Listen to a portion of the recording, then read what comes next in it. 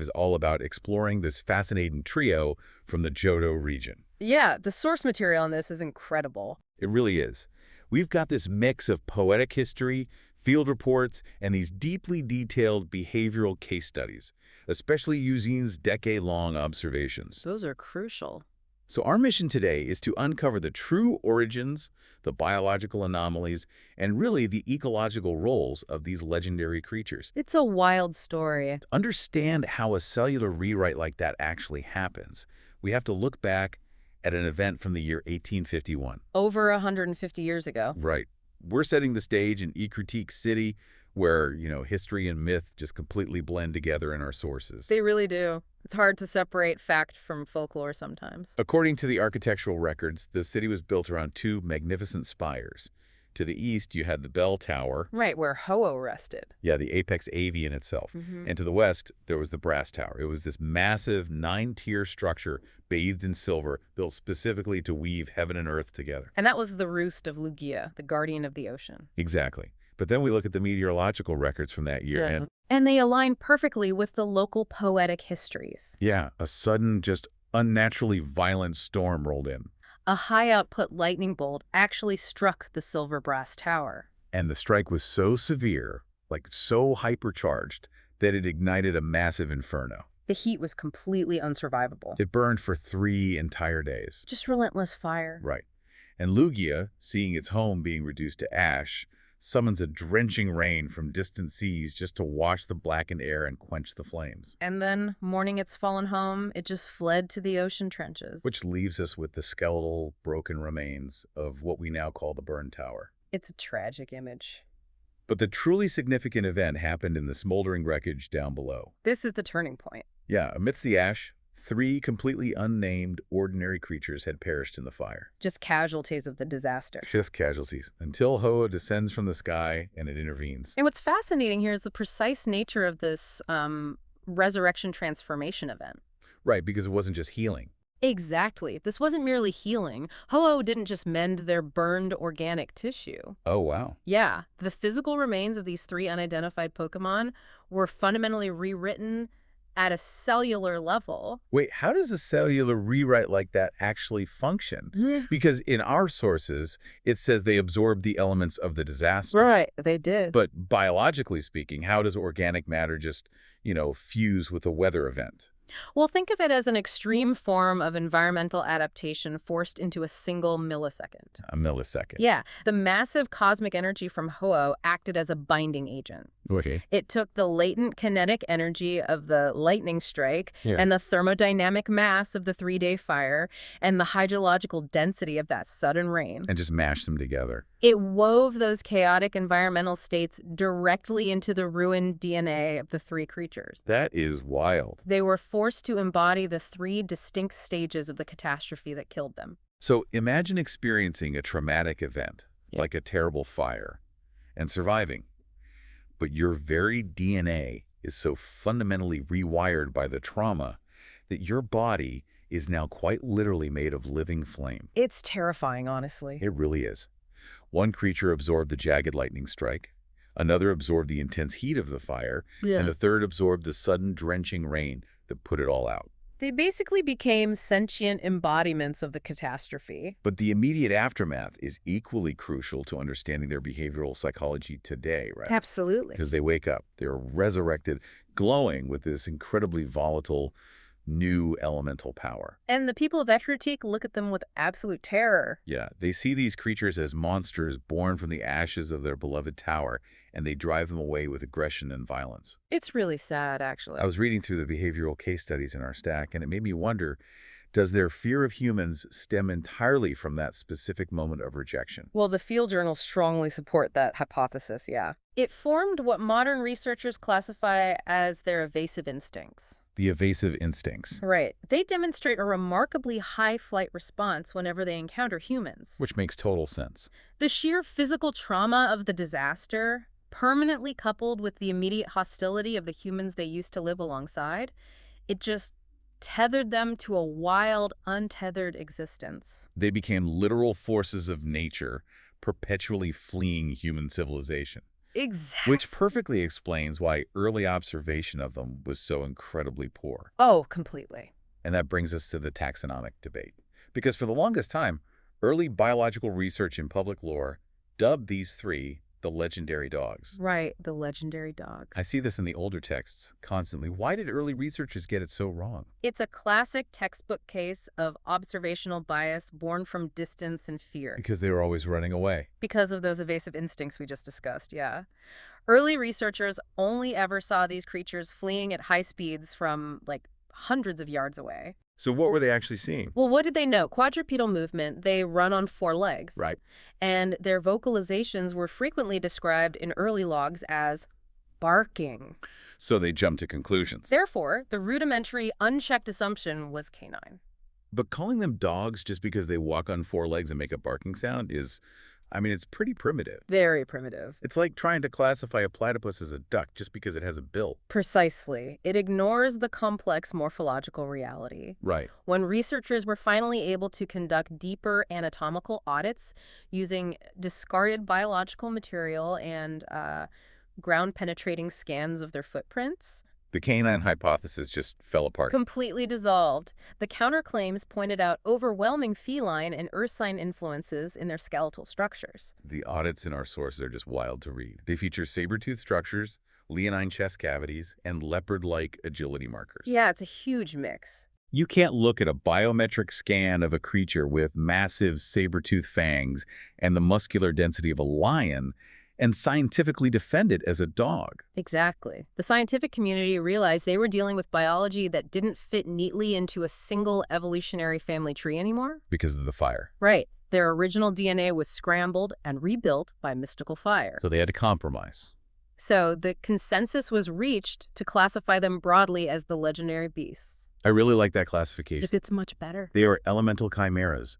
They blend the absolute apex predators of the natural world, tigers, lions, leopards, into these perfect mythological forms. And because their biology was rewritten by that disaster, their bodies act as living, breathing weather events. Which is just crazy to think about. It is, but it's not a metaphor.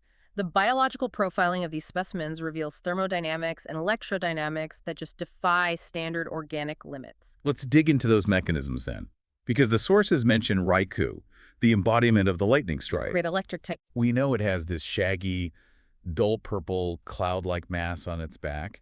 But how does that actually work? The text calls it a biological battery. Right, and obviously organic tissue doesn't just hold an electrical charge like a lithium-ion cell. Exactly. So what is it doing? It functions much more like a localized atmospheric generator. Yeah. Field researchers confirm this mass is not fur in the traditional insulating sense. It's not just hair. No, it is a highly specialized biological particulate system. Particulate system. Yes, as Raikou moves, the friction of these particulates rubbing together generates immense electrostatic charge. Oh, wow. It exactly mimics the way ice and water particles collide inside a real-world cumulonimbus cloud to generate lightning. So it's quite literally wearing a storm cloud that generates static via friction. Yes, and it serves as a conduit. Okay. It allows Raikou to store a massive amounts of electrical energy and then discharge high-voltage thunderbolts entirely at will. Independent of the weather around it. Completely independent of local weather conditions. During high-velocity maneuvers, it expels this electricity to clear physical obstacles. Wait, if the main handles the electricity, what about its roar? Ah, the roar. The field reports state that its bark produces shockwaves. How does an organic lung produce a localized earthquake? It's an acoustic displacement phenomenon. Okay, unpack that for me. Raikou's vocal cords don't just push air, they rapidly heat and expand the air violently. Oh, like thunder. Very similar to how actual thunder is created by lightning superheating the atmosphere, yeah. That's incredible. A single roar sends violent shudders through the air and induces ground tremors that perfectly replicate the seismic impact of a direct lightning strike. Okay, so Raikou manages its elemental energy externally using that particulate mane. But how does the fire entity, Entei, deal with its energy? Well, Entei is a very different case. Because the sources say it embodies the passion of magma, and its internal thermal output exceeds measured temperatures of actual volcanic magma. Right. If it's literally generating that much heat inside its body, how does its own biology not incinerate? That is the core biological dilemma of Entei, actually. It suffers from a condition researchers classify as energy overflow. Energy overflow. Yes. Unlike Raikou, who can store electricity in its mane, Entei is unable to fully contain its own immense internal thermodynamic pressure. It can't hold it all in. Right. Its biological framework acts like a pressurized furnace that is constantly operating past its red line. So it has to vent that heat somehow. Precisely. And that creates a biological imperative for constant high-speed kinetic movement. It literally cannot stand still. It cannot stand still for long periods. It is forced to run headlong across the landscape just to bleed off the extreme pressures of its own internal power. It's a living volcano that has to keep running so it doesn't melt down. Exactly. And speaking of volcanoes, the acoustic tectonic triggering associated with Entei is fascinating. Yeah, it really is. The folk theories suggest a new Entei is born concurrently with a new volcano. Which is a myth, but it's grounded in a biological reality. Right, because the scientific data points to a localized mantle resonance. Extensive records suggest that a single roar from Entei can actually trigger a volcanic eruption. Yes. How is a roar triggering the Earth's mantle? It goes back to that cellular rewrite in the burned tower. The disaster. Yes. Entei's biology is so intrinsically linked to geothermal energy that the low-frequency vibrations of its roar can resonate with the tectonic plates themselves. It is terrifying. It acts as a localized catalyst, destabilizing magma chambers beneath the crust. Yeah. Okay, so we have Raikou functioning as an external atmospheric battery and Entei acting as an overflowing internal furnace. Right. Where does the final member, Suicune, fit into this thermodynamic puzzle? It's the embodiment of the drenching rain that extinguished the fire. Suicune acts as the biological heat sink for this trio. The heat sink. Yeah, its primary biological function is hydrological purification, which is intrinsically linked to atmospheric currents, specifically the north wind. I was reading about this purification ability. The reports describe it as an instantaneous catalytic effect on water. It's truly instant. If a lake is completely fouled with toxins, Suicune steps onto the surface, and the local water toxicity levels instantly reset to absolute 0%. It's remarkable. What is the chemical mechanism there? Well, Suicune secretes a microscopic hyperoxygenated enzyme through its paw pads. Through its paws. Yeah. When this enzyme contacts a water source, it triggers a rapid chain reaction. Parking down the bad stuff. Exactly, breaking down heavy metals, toxic algae, and artificial pollutants at a molecular level, converting them into harmless base elements. That is beautiful. It doesn't just clean the water, it chemically restores the entire ecosystem. Now, I noticed something incredible in the raw data sets from the sources. Oh, the stat distribution. Yeah. We've just described 3 creatures with vastly different elemental extremes. You've got the violent kinetic discharge of lightning, the heavy crushing heat of magma, and the defensive catalytic grace of water. Very different profiles. But when you look at their measured base stats, something mathematical emerges. You're looking at the raw numerical footprint. Yes. Raikou leans heavily into speed and special attack. Entei has massive physical bulk and attack power. Suicune is a fortress of physical and special defense. Right. They all specialize differently. But when researchers total up their vital metrics, every single one of them equals exactly 580. It's perfectly uniform across the board. Why is that? If we translate those statistics into in-universe physics, what you're looking at is a perfectly conserved metabolic energy quotient. A conserved metabolic energy quotient. Think of the law of conservation of energy. Energy cannot be created or destroyed, only transformed. Exactly. Ho-Oh didn't just give them random amounts of power. It was deliberate. The chaotic variables of the lightning, the fire, and the rain were mathematically and biologically distilled into a state of equal equilibrium. So they all have the same battery, basically. Ho-Oh distributed the exact same amount of total cosmic energy to all 3. It simply expresses itself in different elemental states. They are a perfectly balanced terrestrial record of a single disaster. Precisely. The universe balancing an equation. But an equation with this much raw overflowing energy can't just sit still in a laboratory. No, absolutely not. Which leads perfectly into their unique behavioral pattern. The sources call it the roaming protocol. If they are perfectly balanced, why do they constantly move? Well, unlike many Guardian-class legendary creatures, which are tethered to specific geographic coordinates, like Lugia in the deep sea trench. Or Ho-Oh returning to the bell tower, yeah. The beasts dispersed immediately upon resurrection. Just scattered. Because they possess that immense, overflowing metabolic energy, they maintain a state of constant global migration. I love how one researcher in our stack phrased it. They said, they do not belong to a habitat. They are the habitat in motion. It's a great way to put it. If Entei walks through a valley, you get an unseasonable heat wave. If Raikou runs by, a sudden thunderstorm breaks. They carry their biomes with them. They do. But how do you even study a habitat in motion? We had these incredible journals from an independent specialist named Eusine, who spent a decade doing exactly that. Eusine's methodology was revolutionary. How did he track them? Because he didn't track footprints. He tracked meteorological and barometric anomalies. Oh, that makes so much sense. He looked for sudden, unexplained thermal spikes to track Entei and localized barometric pressure drops to follow Raikou. Here's where it gets really interesting, though. What he found was a massive behavioral deviation within the trio. Yes. We talked about those evasive instincts earlier. Yeah. Eusine confirmed that Raikou and Entei operate on a strict total avoidance protocol regarding human contact. They sense a human, they bolt. But Suicune is different. Eusine documented that Suicune exhibits selective interaction. It reveals that Suicune possesses a significantly higher level of social cognition compared to the more volatile Raikou and Entei. It doesn't just flee blindly. No. Eusine observed that Suicune appears to deliberately observe specific individuals. It uses a complex criteria to judge whether it allows a human into its proximity. It's judging us based on our intent. Basically, yes. But Eusine also realized Suicune isn't just wandering randomly like the other two. It migrates with incredible purpose. Right, the purification routes. Yeah, it systematically searches out impure water sources that require its catalytic restoration.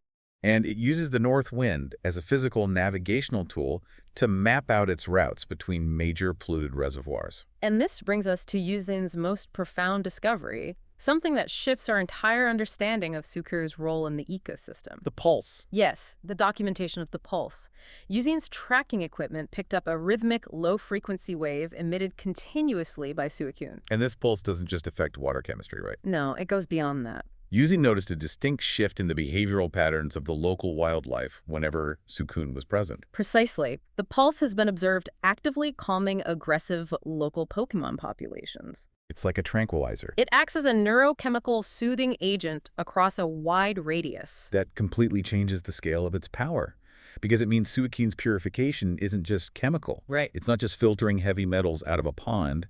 The purification extends to emotional and energetic pollution within a local ecosystem. It cleanses aggression. It cleanses trauma. It acts as a mobile ecological stabilizer. If you look at the trio collectively, Entei and Raikou represent the violent, uncontrolled, traumatic aspects of the disaster. A sudden strike and the relentless blaze. Exactly. But Suicune represents the aftermath, the quenching rain, the restoration of peace. It is incredibly poetic.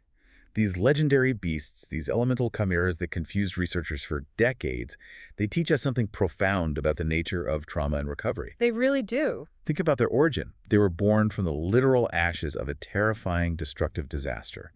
Their bodies were forcefully rewritten by the elements that killed them. And then they were chased away by the very people they used to live near. Right.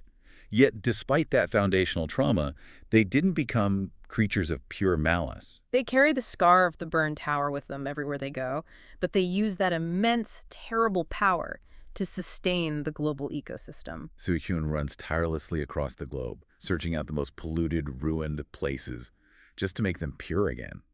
They are living proof that out of the deepest destruction, a new, self-regulating balance can emerge. It's a fascinating framework for viewing resilience.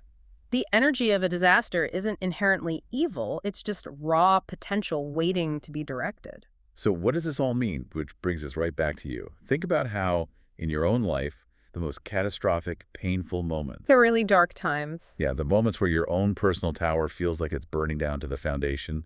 The moments that completely rewrite who you are. Right. Those moments might actually be the exact catalyst you need. Sometimes the fire that destroys everything you know is the very thing that gives you an entirely new, immensely powerful purpose. We all have the capacity to take the elements of our own worst disasters and turn them into a restorative force. We do. And that leaves me with one final, lingering thought from our deep dive today. It's a small detail from the historical poetry that I just cannot stop thinking about. Oh, yeah. Yeah.